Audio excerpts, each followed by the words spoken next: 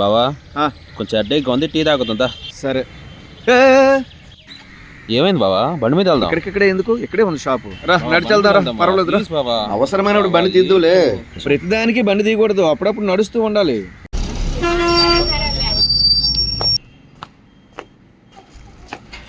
ఒరే అటు చూడు, బైక్ ఉండగా బస్కి వెళ్ళి వస్తున్నాడు రా.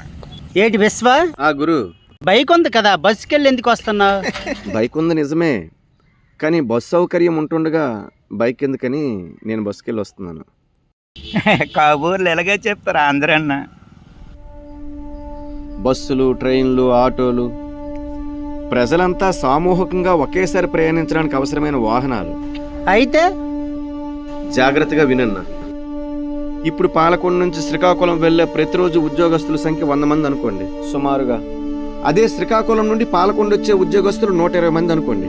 వీళ్ళందరూ కూడా ప్రతిరోజు ఎవరు వారు బైకులు గాని కార్ల మీద ప్రయాణం చేస్తూ ఉంటే వాళ్ళంతా 220 కార్లు గాని బైకులు గాని వాడితే ఈ వాతావరణం ఎంత పొల్యూషన్ అవుతుంది, ఎంత కాలుష్యానికి వాతావరణం గురవుతుంది. అదే ఈ ఉద్యోగస్తులంతా కూడా మిగిలిన ప్రయాణికులందరూ కూడా సామూహికంగా ఆర్టీసీ బస్సుల్లో గాని, ఆటోల్లో గాని, ట్రైన్లో ప్రయాణిస్తే ఎంత కాలుష్యం తగ్గుతుంది. పని లేకపోయినా బైకులు నడపడం వల్ల ఈ గాలి అంతా కూడా కాలుష్యానికి గురవుతుంది.